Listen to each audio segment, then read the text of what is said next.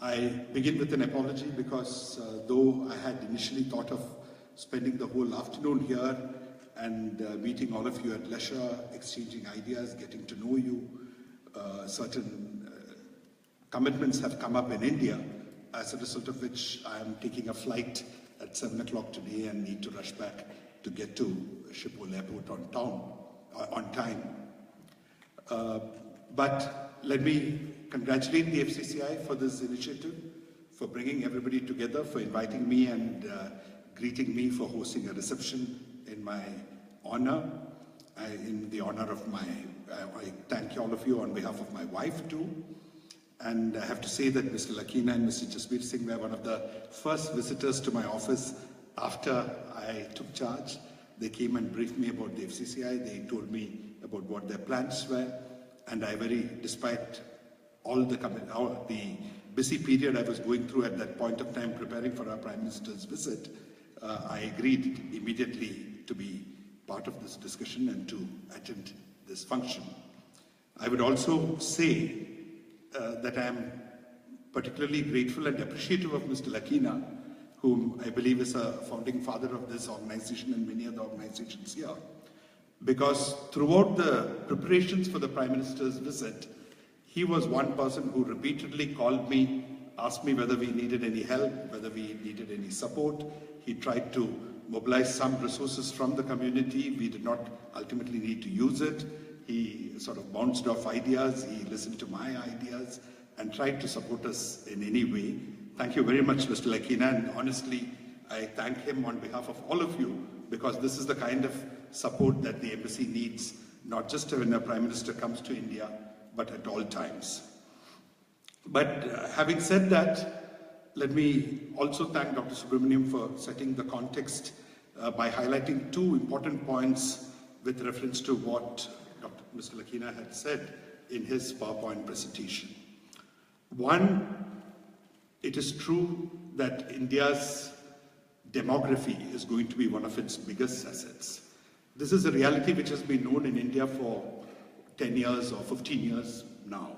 And if you look at any speech made by our President, our Prime Minister, any major policy makers, you will find acute awareness of not just the fact that we have this huge opportunity in terms of our demographic dividend, but also realization of the dangers that if we do not adequately tap this demographic dividend, it can turn into a demographic bomb or a demographic disaster, as in many Arab countries, with the youth turning against the government, being responsible for social disharmony and unrest, rather than contributing to overall harmony, economic growth, and progress of the nation.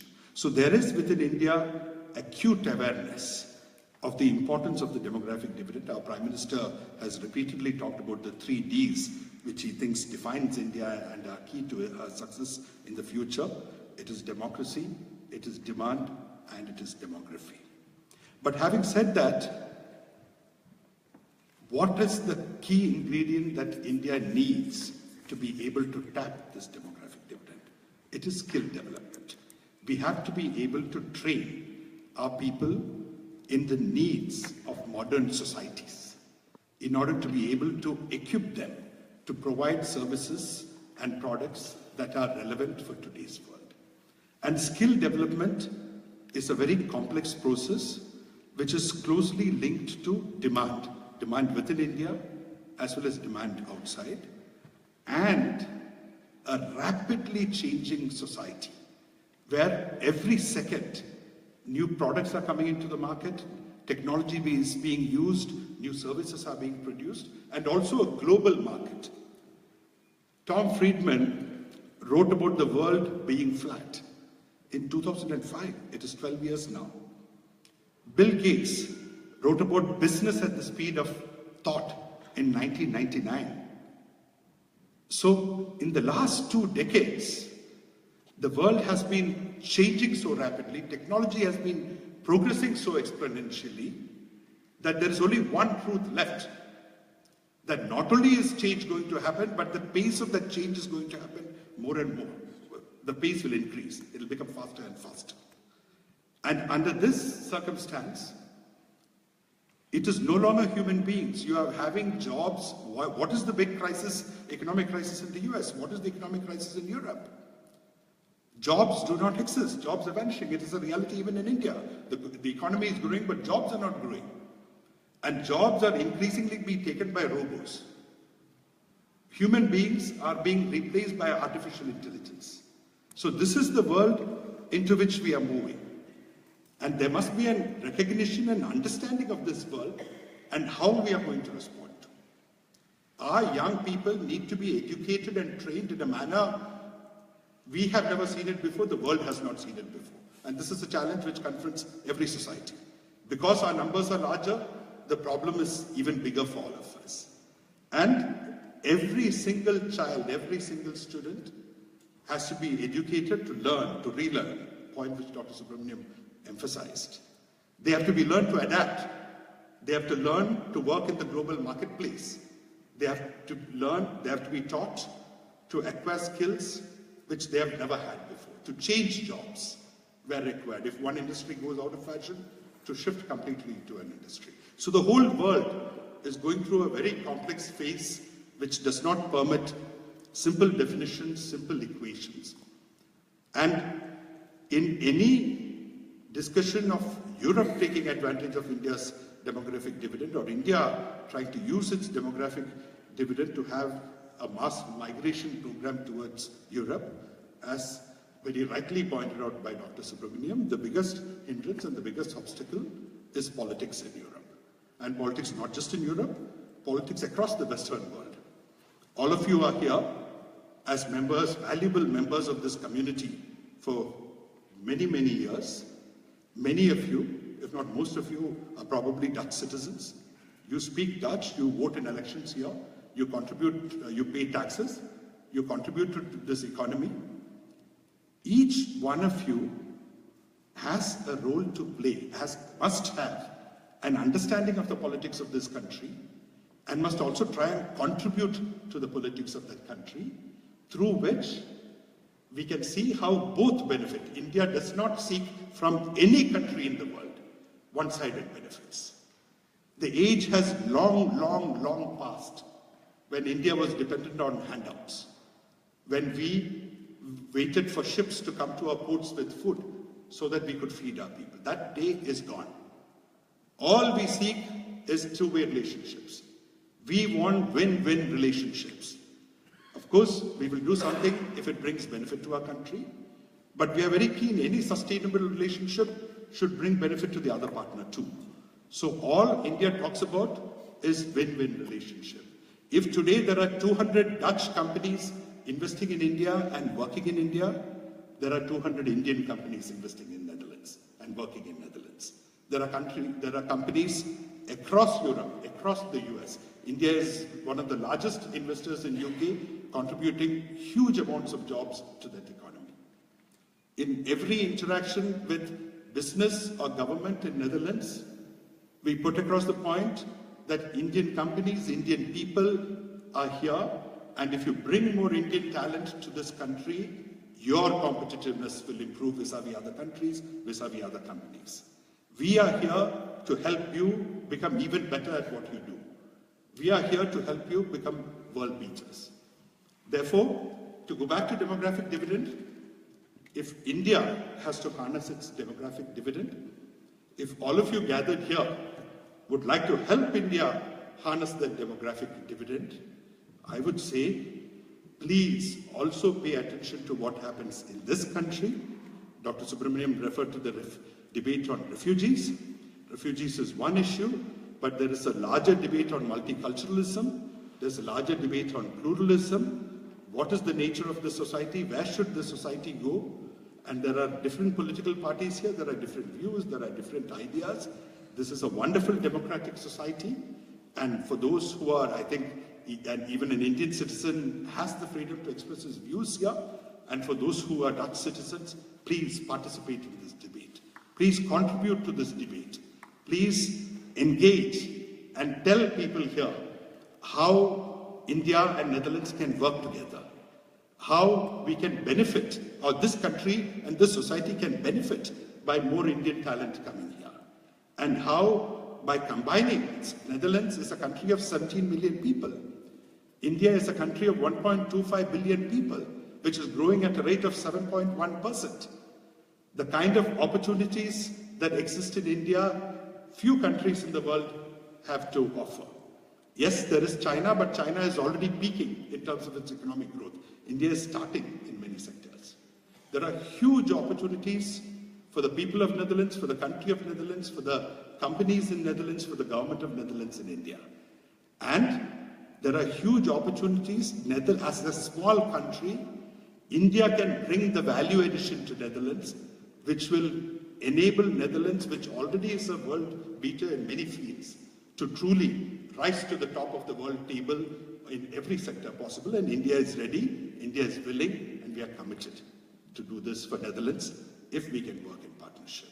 So the whole demographic dividend debate has two sides to it. You know, once again, I think all of you who are living abroad, you value your connections with India, you come to India, you meet people, but you must also realize how debate and discussion in India is evolving. Nobody likes somebody sitting abroad and lecturing them from a pulpit. You know, you should do this, you should do that, the government should do this, the government should do that. We have enough economists within our country. We have enough institutes engaged in demographic studies. We have a Niti Aayog. We have excellent ministers, excellent political leaders, excellent chief ministers, all of whom are acutely aware of the problems, of the challenges, and trying to do their best. Besides, we have, it is not just diaspora from here, but we have diaspora from across the world who's contributing our scholars in Stanford, in MIT, in Harvard, in Oxford, equally as much as the best scholars from the best universities here are contributing ideas, are contributing proposals, or are trying to tell the people in India and the leaders and policymakers in India what needs to be done, how it needs to be done. But rather than lecture from a pulpit to the people of India or to the policymakers of India, why does an organization like FCCI not see what it can do within this country? How can it influence decisions? When you say Foundation for Critical Choices for India, let the definition not be narrow. Let it not mean we will tell India what decisions it should take, but let it mean what decisions can we take in support of India. You, as an NRI community, as an overseas Indian community, as an expatriate community, how can you, all of you I know, want the best for India, want India to do better. If India does well, you do well. If you do well, India gets me. It is a mutually supportive relationship. So there is no question as to your good intentions. But in trying to actualize these good intentions, let us work together. Work in harmony with the government of India. Work in harmony with the scholars of India, with the thinkers of India, with the policymakers of India. And please be acutely aware that there are two sides to this coin. And if India has to progress, there has to be more trade. If India has to progress, there has to be more investment. If with a country of such large population, and all of you being the best examples of our world-class human resources, our people need freedom to move. We need barriers on movement to be reduced across the world. We need easier visa regimes across the world. And because we ourselves are for centuries a great pluralistic society, a multicultural society, this is in our ethos. Wherever we go, we take a couple of, several languages, several religions, several ways of eating food, several ways of dress, several forms of music. So pluralism is a value which is ingrained in every Indian, and this is something we must take it to every society, and we must strongly stand and advocate these principles in societies where we live. So please, FCCI, thank you for the wonderful work you're doing, but let us stop go, let us work together. Let us redefine what would be of great support to India. Rather than tell us how to handle the demographic challenge within the country, let us look at how can it be addressed within Europe as well as in India. What are the critical decisions, or what is the role that you as a community can play with all your resources, all your education, all your talent, and the numbers that you have in influencing decisions in this society which would help India take full advantage of the demographic dividend. And here let me also say that I, in all humility, am not a demographer, I am not an economist. I am a student of political science and international relations. And as a career diplomat for the last 31 years, I have seen and interacted with overseas Indian communities across the world. And here my humble submission is, please let us start local. Where is your value addition the maximum? How can, in that field of value addition, you do things which is of benefit to you, that you feel proud of, you have a sense of achievement, you have a sense of contribution to India, and we in India benefit. In the discussions and in the list of topics that was mentioned, I think there was a reference saying to the Suriname Hindustani community, and we have the chairman of the Lala Rook Foundation here with us. And it said, okay, once a year we do something for the Hindustani community. I do not know how many of you were here when the Prime Minister spoke in the city of Hague on June 27th. But the one point he emphasized, and that one point which we all believe in, is, for God's sake, stop this distinction between Hindustani community and Indian community. There is only one Indian community. There is only one diaspora. It is irrelevant what the color of the passport is. It is irrelevant whether somebody is a Dutch citizen or an Indian citizen, whether their ancestors migrated 150 years back or 5 years back. Let us think India.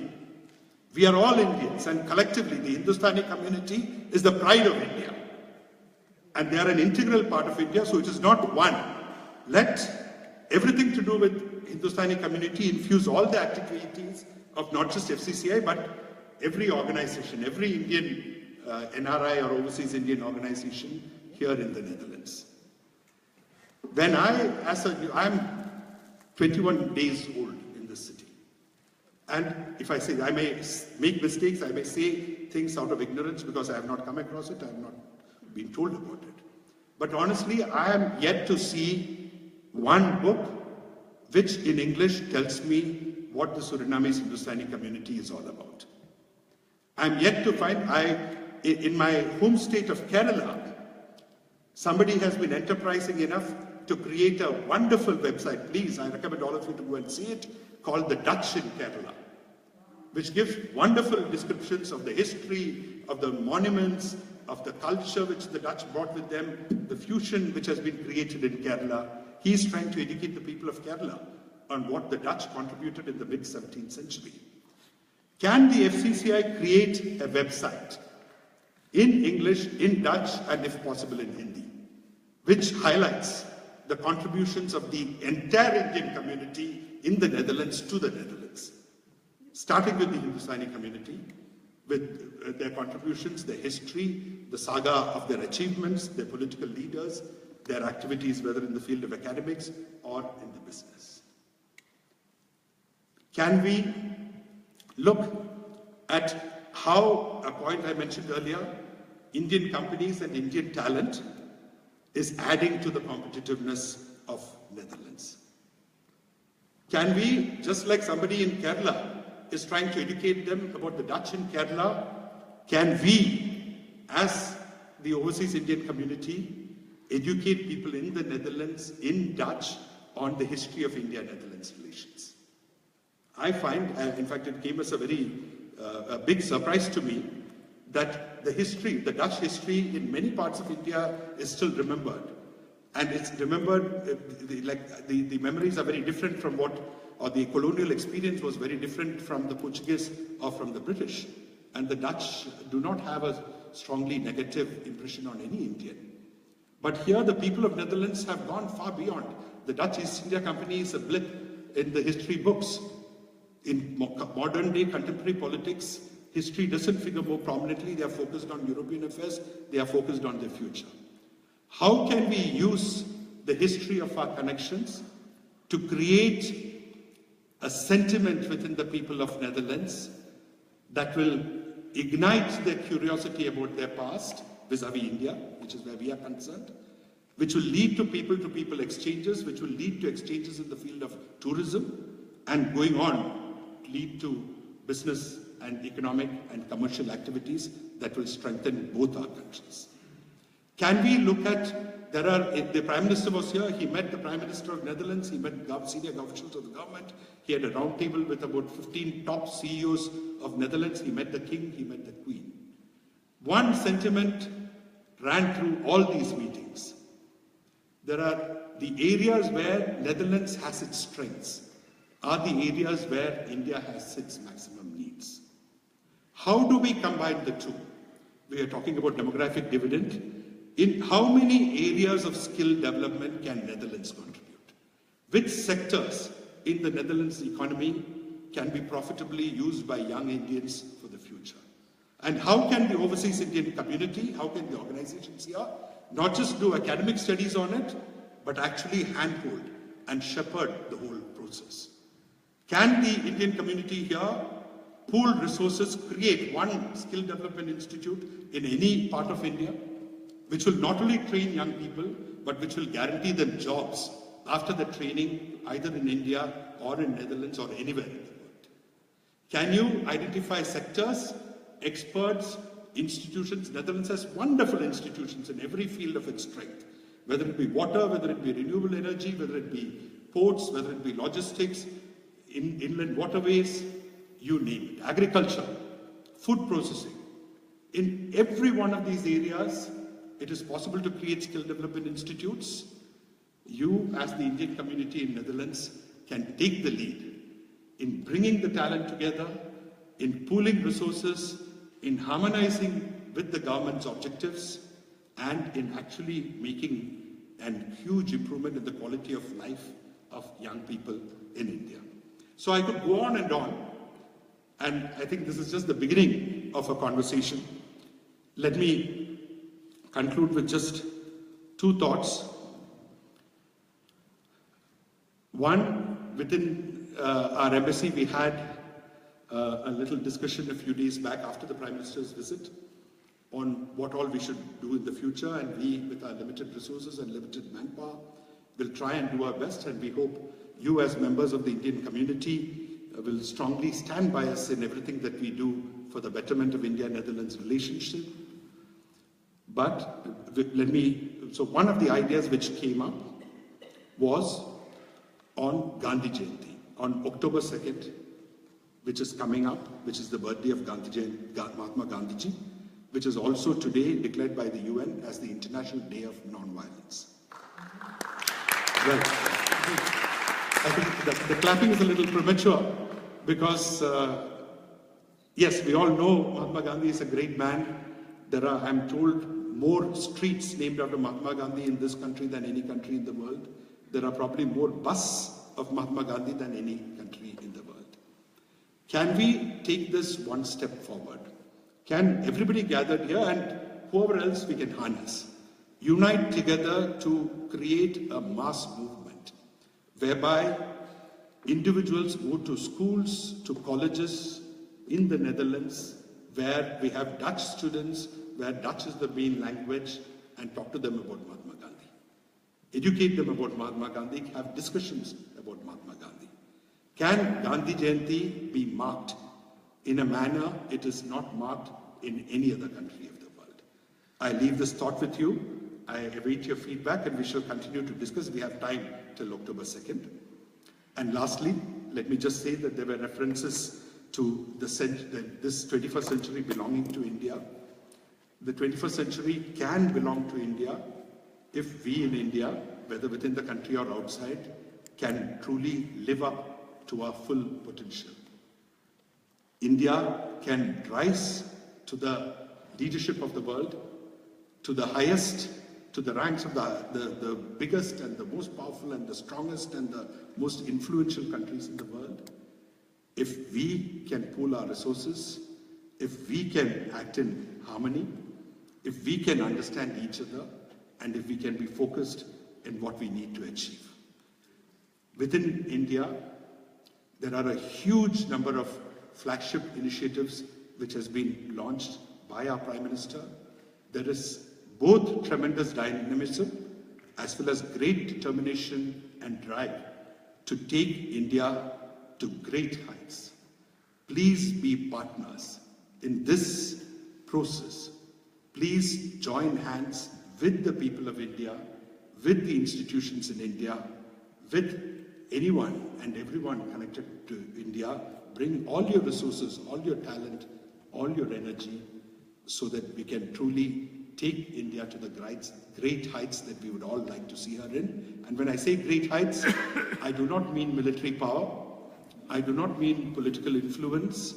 I do not mean just economic strength. Economic strength and prosperity is important, but we can create an India where the poorest of the poor have the best quality of life possible, where education and health reaches every corner of the country, where the principles and values of Mahatma Gandhi is practiced every day in the lives of every Indian, and where we collectively, our philosophy has always been Vasudhaiva Kudumbakam.